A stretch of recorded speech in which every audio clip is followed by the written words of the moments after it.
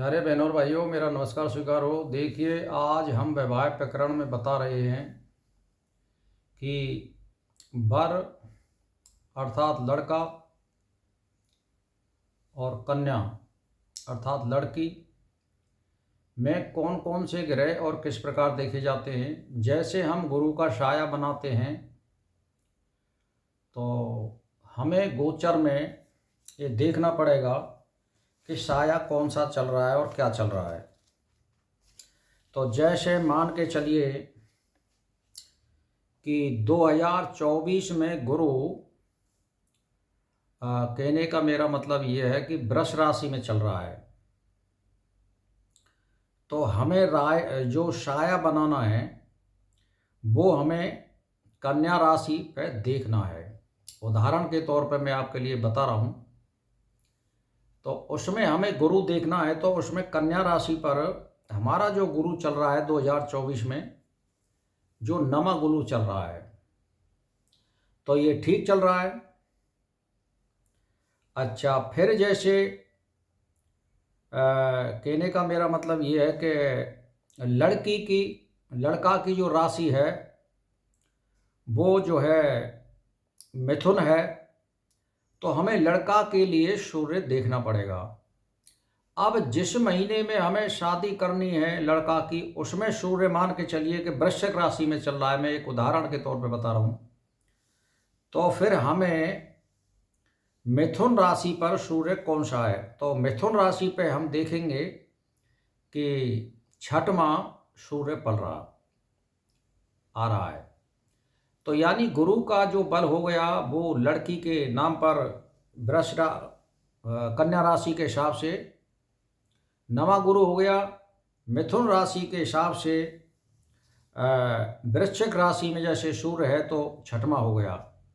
अब हमें दोनों के चंद्रमा देखने हैं, लड़का और लड़की दोनों के 4, 8, 12 हमें चंद्रमा बचाने हैं, और 4, 8, 12 गुरु हो या कहने का मतलब ये सूर्य हो, 4, 8, 12 में हमें कभी भी साया नहीं बनाना चाहिए।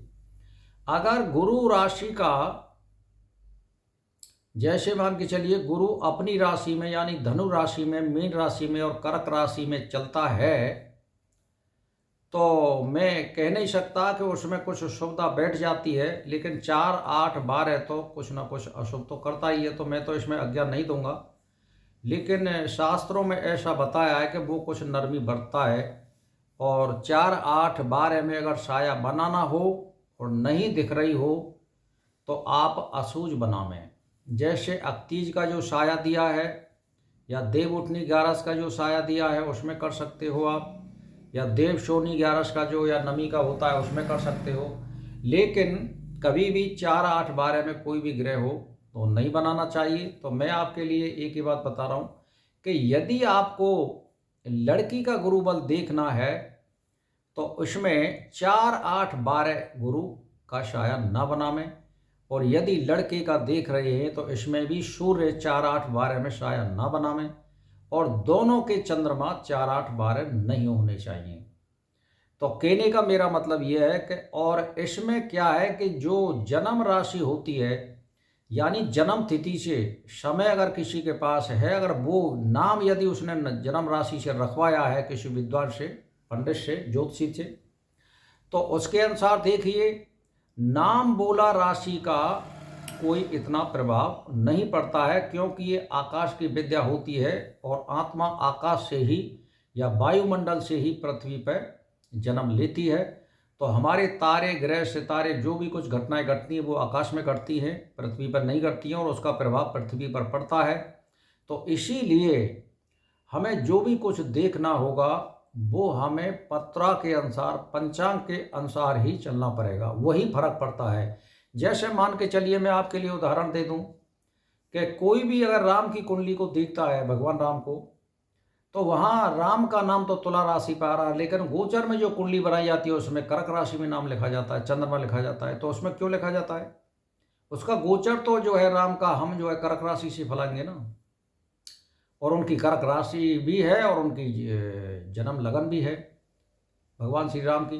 तो इसीलिए नाम राशि इसमें कोई महत्व नहीं रखती है। इसमें केवल जो आप पंचांग से नाम रखवाते हो या आप जब नाम नहीं रखवाया है, अगर आपको ध्यान है जन्म तिथि और समय, तो आप तुरंत नाम लिखवा सकते हो और उसका नाम रख सकते हो। उसी के अनुसार हमें व्यवहार करना चाहिए।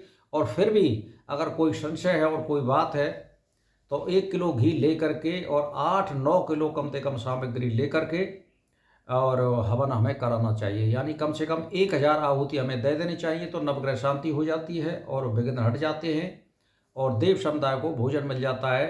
तो इससे सारे जो कोई अशुभता होती है वो मिट जाती है। तो इसमें आप इसका भी लाभ ले सकते हो। तो भाई और बहनों, जो कम जानकार हैं उनके लिए मैं ज्ञान दे रहा हूँ, जो जानकार हैं उनके लिए मेरा कोई ज्ञान नहीं है। जो सीखने वाले हैं, जो नहीं जानते हैं, उनके लिए ज्ञान है। जो सीखने वाले हैं वो तो क्या सीखेंगे, वो तो खुद ही जानते हैं। तो भाई और बहनों, मेरा इसी के साथ नमस्कार स्वीकार हो।